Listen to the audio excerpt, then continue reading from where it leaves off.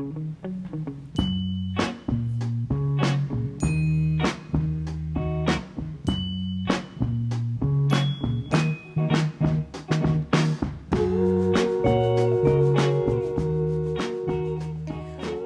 hello everyone, and welcome to the very next episode of The Remedy with Tova Sido and Janice Gaunt and Tom Bridwell.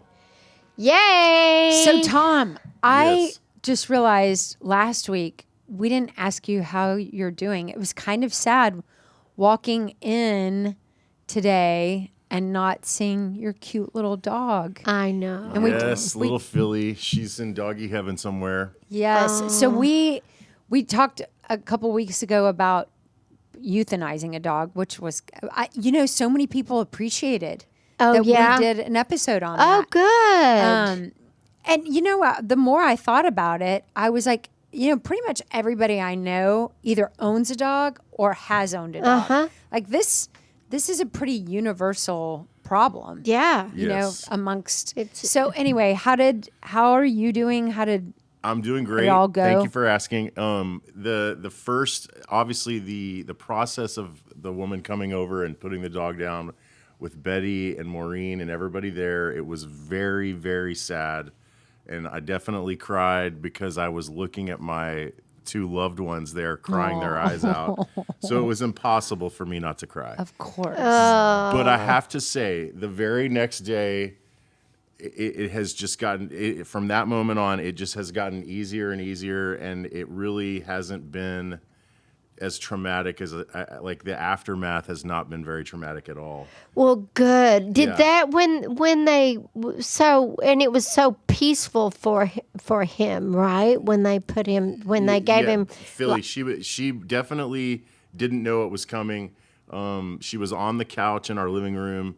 She got that first shot, which basically it took about 3 minutes, and then she just kind of laid her head down and just went to sleep. She started snoring, and we got to pet her and talk to her. And then about, 5 minutes after that, I'd say 8 minutes after the first shot, the woman, Dr. Emily, said, "Okay, are you guys ready?" And we all said yes. And she slowly put in that IV, and within 45 seconds, you saw her stomach stop going up and down with breathing. And she, used the stethoscope to check her heart, and it was not beating anymore. And she looked up at us and said, I think what she said was, she's at peace. Aw. She goes, she's at peace. That's And a perfect thing to say. Yes. Yeah. So we were very sad that day, but honestly, things have been pretty good. And now we're 2 weeks into it, and man, it's really nice not having dog hair everywhere. It's very nice not having to shovel poop out of the backyard. This vacation we're about to go on, we're not going to have to pay for 13 days of boarding. I mean, it just keeps adding up. All the new great things that come of it. Yeah. Well, there's always the other side of the coin. And we did discuss that we will look into maybe getting another dog in early 2024. So we've got the rest of the year to just kind of enjoy the silence and It's just less chaotic. Yeah. Plus Betty's at camp right now, so Maureen and I are basically kind of, it's almost like we're dating again. That's cute. Isn't it amazing what that does for your relationship? Yes, it's pretty awesome. We've really had a great first week of Betty being at camp. And Oh, that's great. it's going to continue on. Yeah, that's so good. There were a bunch of dogs over the 4th of July at the lake house. And, everybody brings their dogs and they all get along and it's really cute. And there was one dog who really reminded me of one of my dogs that I put down. And because he lays on his mom's feet when she's cooking. Oh. And that's what Simba used to do to me. I mean, you think it's real sweet, but they're actually just praying that a piece of bacon falls. You know? But there's those little moments that you're like, oh, cute little Simba. But I felt the same as you, Tom. Like, it was so sad when I put my dogs down last fall, like that day, those moments, I couldn't even stay to watch the second shot. But it was like after, it was like, oh, like it's just less chaotic. Yeah. And I was always worried about my dogs with this heat. I was always worried about my dogs on walks with heat, and they're getting old, and other dogs and getting out. I mean, there's just a lot of maintenance. And you and I both work out of our home. Yeah. So then you got to think about other people and what their tolerance level is with it. I mean, or guests, I mean, not everybody loves dogs. Yeah. Yeah. They don't. Yeah. So anyway, I'm so glad that the process hasn't been too painful for you. Well, thank you. Thank you very much. Yeah. Okay, so today we're continuing our conversation that we started last week, which I'm having a blast thinking about and talking about, is daydreaming.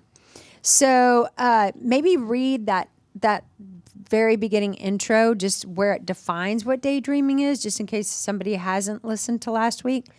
And then we'll talk about the benefits, I guess, scientifically proven benefits to daydreaming. Right. So do you mind rereading that top part? Oh, wait. We got to thank our sponsor. Oh, yeah. Good, Totally good. forgot. Karen Walker. Oh. Do you know Karen Walker? I do know Karen. I don't know Oh, my Karen. gosh. Thank you so But much. she said, Remedy sponsor. Love the podcast. Happy summer. Love Karen Walker. Oh, Thank you, Karen. I know. So sweet. Oh, I love it. I do too. It's so sweet, and it's so thoughtful. I and know. it's so generous. Thoughtful. So thank you, Karen. Okay. Okay, so I'm going to read this again. So in case you weren't listening or in case you forgot. So what is daydreaming? Daydreaming can be defined as the reverie you experience while you're awake. During moments when we are in this state, our mind drifts. These interludes are brief diversions from our current world. Contrary to what you may have been taught, daydreaming about pleasant things is far from useless. Isn't that something? Yeah. Who would have thought that you releasing control over your thoughts could be so beneficial? Yeah. But that's essentially what it's saying. Yeah. And they also said that scientists agree that we spend an astonishing 30 to 50% of our time in daydreams, which I think that's really amazing. That's fascinating. Yeah. And now I'm like trying to catch myself, I'm going to be thinking about not thinking more than I probably do. I mean, last week when we talked about it, I was like, I don't think I daydream that much. But now that we've talked about it a little bit, I think I do wander more than...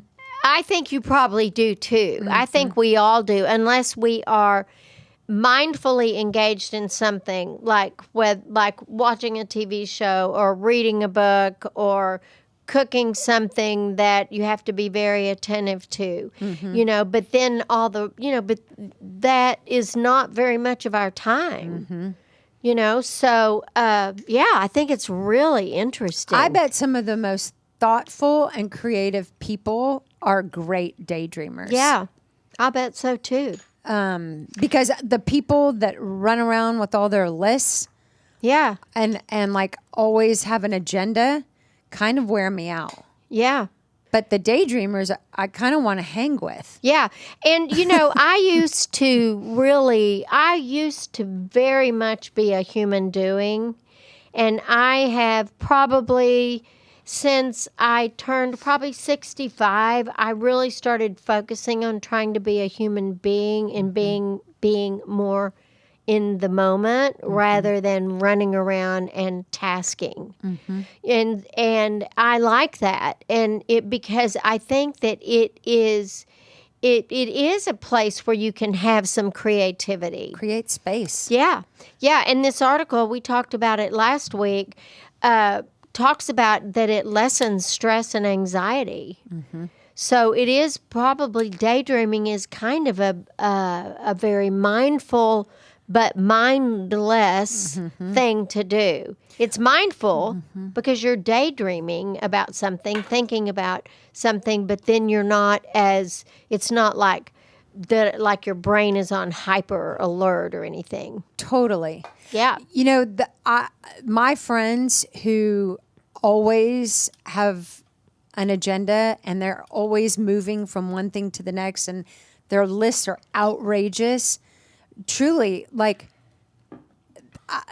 I love them, but I'm not as close with them because there's less margin for spontaneity. Yeah. And I mean, I myself, I know I've told this story, used to be the same as you, like just move one thing to the next. Yeah. And I was stacked and I had agendas and I had a schedule, and the people that I worked with at the church sat me down and were like, "You are annoying. Like, you're too busy, you overschedule, you're always late. Yeah. And you plan too much, you try to do too much." And all the while, I mean, I was escaping. Well, and sometimes in those moments we're almost frantic, and that is going to be, it's hard to be around those people when they're in that real frantic place because that energy exudes from their body, and it can be real disturbing. Yes, and I don't share that, and I don't think I have that kind of thing where I'm like, I mean, somebody that Craig knows very well, and he was describing him to somebody this weekend. He said he's kind of lives his life like a dog on a bone. And I was like, oh my God, I hope nobody ever describes me as that. Exactly. You know, like, you know? But we all know people like that. Yeah. Yeah, we do. So I think one of the best things about this article is learning the benefits, because I think that a lot of people, like we talked about last week, like teachers, when they see kids daydream, they're like, "Michael, pay attention," you know? And yet this article is teaching us that there's actually some really amazing benefits to letting our minds wander. Yeah. So this next one is daydreaming helps you reach your goals. So it says, how can meandering thoughts help you reach your goals? These stray thoughts are indeed unguided, but new research reveals they are often motivated by our goals. Athletes and performers sometimes use purposeful daydreaming to practice before a game or a performance. This method pre-wires their brains for success. It's like practicing mentally rather than physically for an outcome you desire. This kind of imagining or structured daydreaming has been popular in the field of sports psychology. While a fantasy-based daydream, like morphing into a superhero, might end up disappointing or frustrating you because it's way too far-fetched, a structured daydream can motivate you as it's realistic. I mean, I think about this all the time with visualization. Yeah. I mean, I think it's just another word. I think when it so comes too. Me too. Visualizing an outcome. Yeah, and I think that and being aware of what you want that outcome to possibly be. And then once you start having that daydream, then you have an intention that you can work towards. And I think that it's, my dad was a pretty good golfer, and he literally would swing the golf club every day. He would either go hit golf balls, he would go play golf, or he would just go out in the yard and just swing the club and develop that memory of a good golf swing, so that he didn't have to think of all the bend your knees mechanics. And all the mechanics of it. It became naturally because he practiced swinging that club and not frantically, but just swinging it. He would do it for so long. I couldn't believe it. It was probably really a form of meditation. Yeah.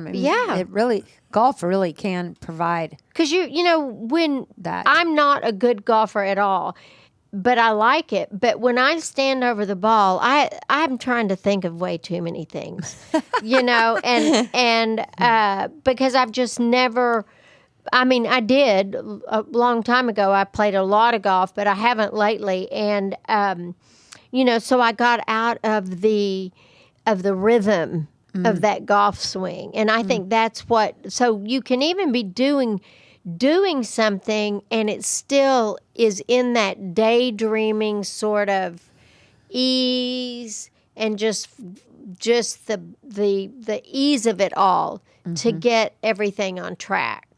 Does that make sense? Oh yeah, makes total sense. I'm sure that speaks to you, Tom, as the golfer you are. Yes, for sure. Although I don't really do that. If I do that at golf, I don't even know that I'm doing it. Truthfully, I'm sort of. I haven't changed much about my golf game in a long time. Yeah. And I don't think a lot about stuff like over the ball. I play quick, and every shot is different. So applying a lot of that mechanical stuff doesn't always work. But do you visualize an outcome? Absolutely. That's what I'm and I'll tell you talking what, I will say this. When we were in Colorado and because it was so cool, I actually chose to walk 6 out of 7 of my rounds. That's impressive. I normally Especially always in Colorado. ride. But I chose to walk, and I played those 6 rounds were the only rounds that I broke 80. And I guarantee you that it's because as I was walking up to the ball 100 yards out, then 80 yards out, then 60 yards out, I was already starting to visualize the next shot. Yeah.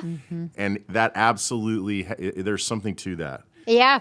Yeah. I think where I apply this practicing mentally versus practicing physically, I apply this to my job of setting up microphones in the studio and mostly on stage. Like when I'm running sound for bands, I know that I'm going to be setting up to 16, sometimes 20 microphones. And I start thinking about it like days before, and I'll be like, okay, this drummer's got 7 things that need to be mic'd, and I just start doing that in my brain, and then we're going to move on to the bass player. This band has 3 guitar players, so we're going to set up these 3 mics, and I'm just like literally practicing this procedure in my head all the time. And then when it comes down to, when it's time to set up, I can just do it like it's it's effortless because I've got it in my brain exactly how this is going to go. And that's like 20 years now I've been doing it like that. You just have to practice mentally. I'm so glad you do this job and not me. I cannot tell you how terrible I would be at your job. So many people say that. They come up in the control room and they see all this equipment. Scared. And then they go around to the back of the desk and they see all the wires and they're like, how do you do this? And how do you know which plug-in goes where? Blow shit up.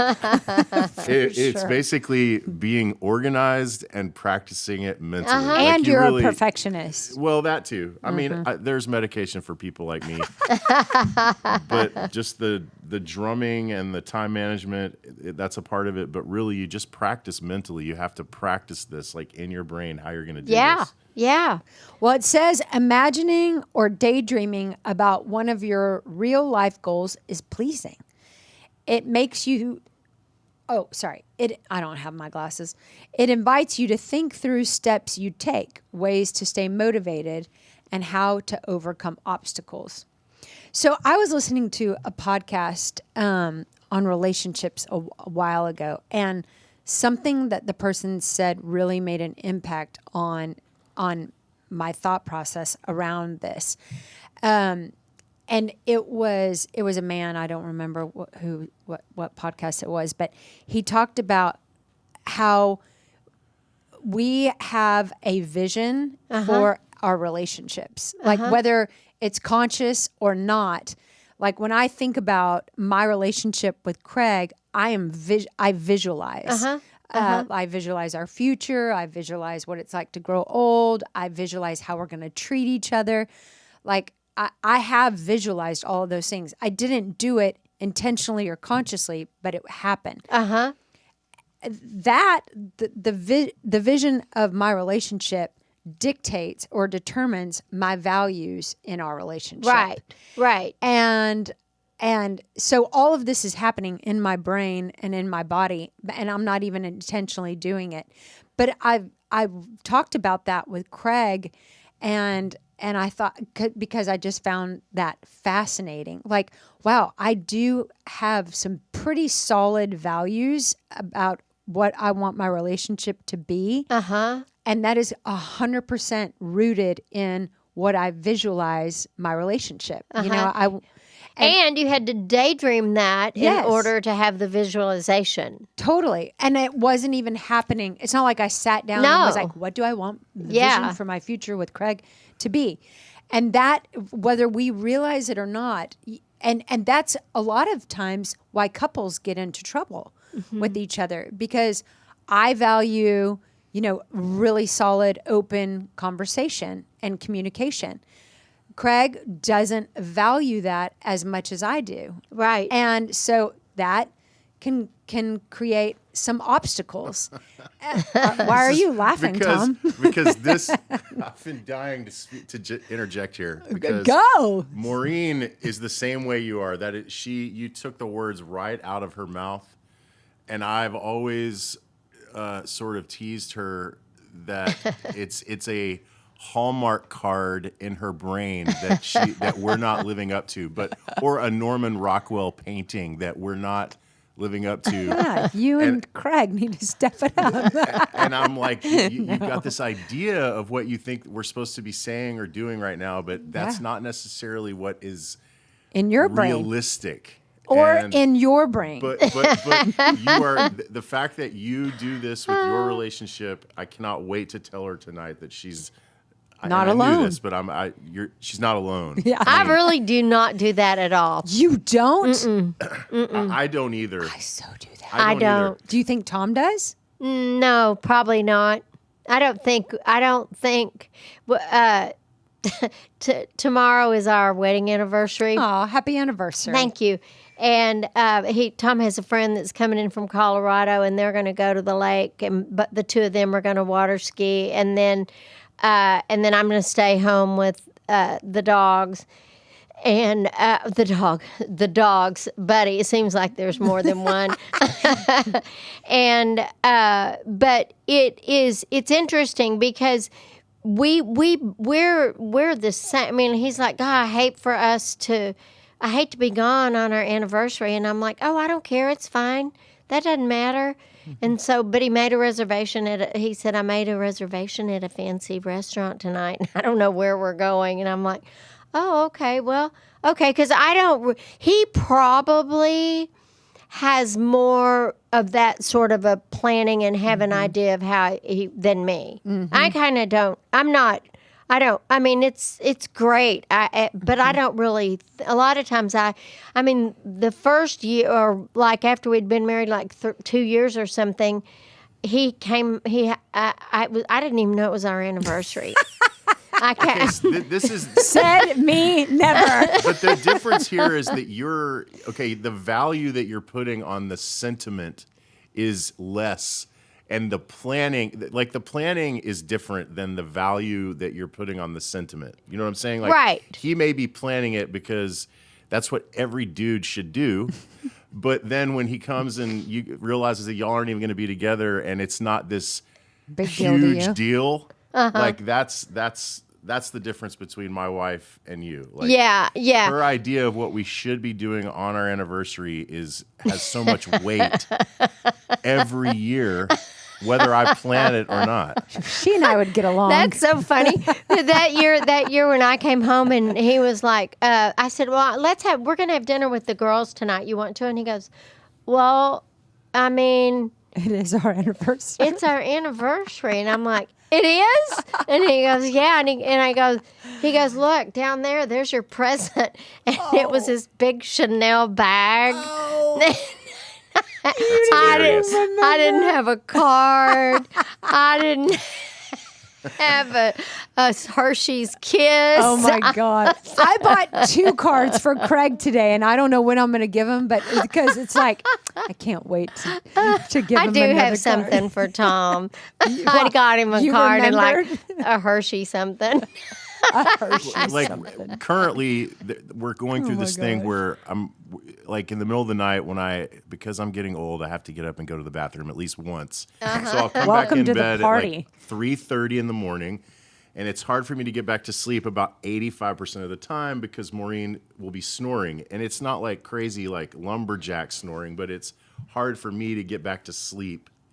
And so if I sneak into the guest bedroom, the punishment that I take the next morning, or not punishment, but the grief that she gives me because of this idea in her head that we have to be sleeping in the same room. Oh my God, Maureen and I are cut from the same And cloth. I'm just, it's like, you're asleep. You don't even know I'm there or not. So why can't I please just get the last 4 hours? Are cut from the same I would cloth. not. That would not bother me one bit. I did a I news can't even go interview. to bed without Craig. I was on a news TV thing, and they were talking about that Animals sleeping with their stuffed animals. Yeah. Did you see that? Yeah. Did you hear it? Oh yeah, I thought you were fantastic. And that that there are people who are just like so wadded up about all of that. I was so freaked out that 40% of adults still sleep with a teddy bear or a blankie. Well, Blair does. She wraps it up and puts it in her ear and sleeps on it. She did it on her honeymoon. But I don't, if Tom got up and I don't, that wouldn't any more bother me than a man in the moon. Oh, Tom, I one time I wanted to go to bed and Craig didn't want to go to bed and he was like, I'll just meet you up there. I'm like, no. And he goes, oh my God. Why? And I go, it makes me feel like we're in a fight. We have to go to bed Oh together. my God. That is verbatim, like what Maureen would say. Oh my gosh, I'm like going to bed at 8:30 and he's like, are you really going to bed this time? I'm like, yeah, I'll see you in the morning. I'm sure I need more therapy. I'm sure there's some, maybe I need a binky. I think that I'm probably a dude in a previous life or something. You definitely have way more masculine vibes when it comes to this. I don't have a beard, do I? Maybe it was that period of time you took testosterone. That's hilarious. Oh, that's so funny. I like Maureen even more. She's awesome. She is yeah. awesome, And I think you should not leave, and I think you should go to bed together, and I think you got to go Stay awake for the next water. 4 hours to save the marriage. it makes me feel like we're in a fight. Oh my gosh! Totally. Never me. And some parts of our bodies have to be touching. Like I have lots of rules. Oh, that makes me so nervous even thinking about it. I have two long giant pillows on each side of me. Yeah, it's 108 degrees outside. I know. I don't need a heater. And I don't need to touch toes or anything. Oh yeah, I gotta have like a leg, Oh, a hand.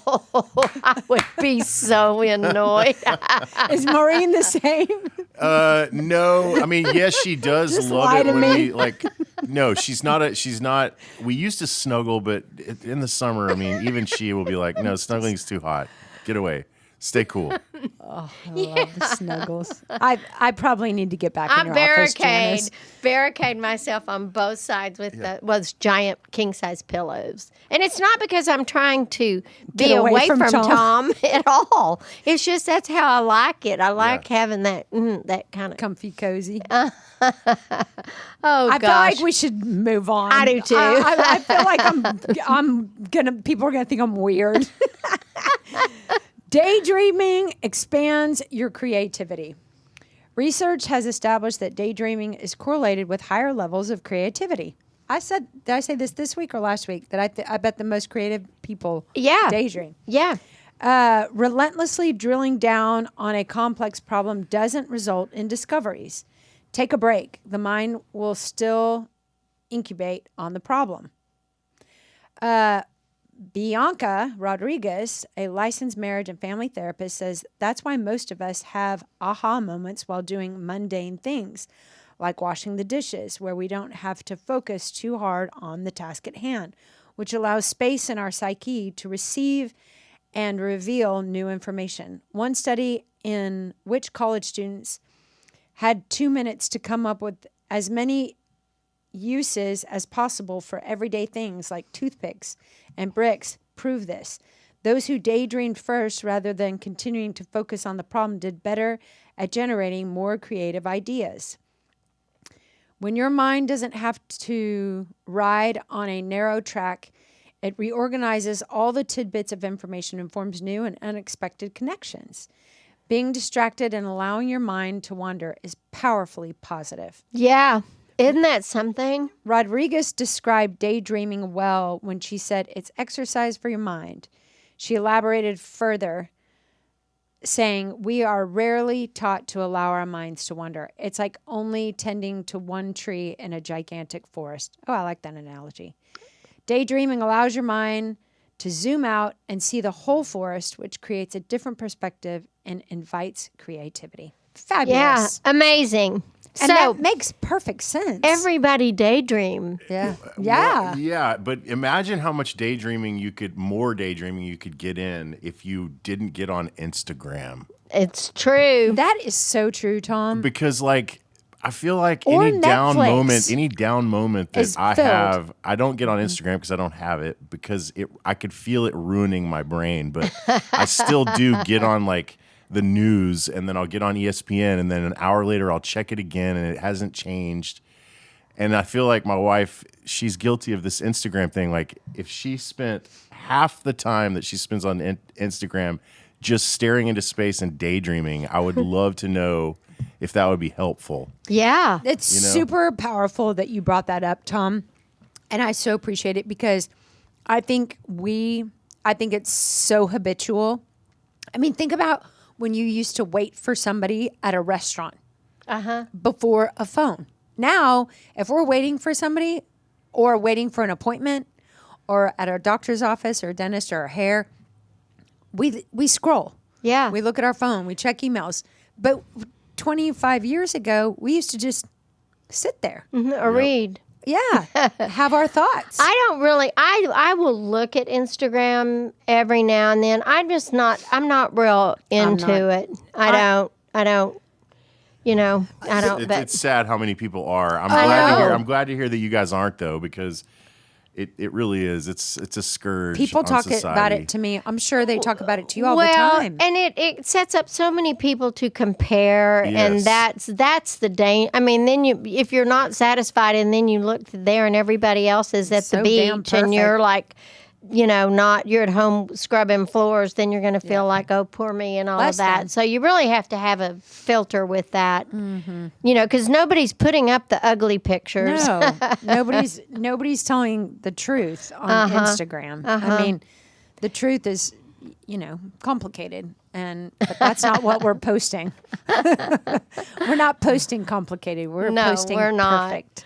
Well, I really appreciate that last little tidbit, Tom, because I think that's a great remedy to, I also feel like Netflix, people just can't be down anymore. We're overly stimulated as people. Like me watching 40 seasons of Survivor. Yes. It's like just now that's good just for you, one Brett. more. That's good. You can learn a lot on Survivor. learn a lot. Because, the next time you get stuck out in the jungle, said you never.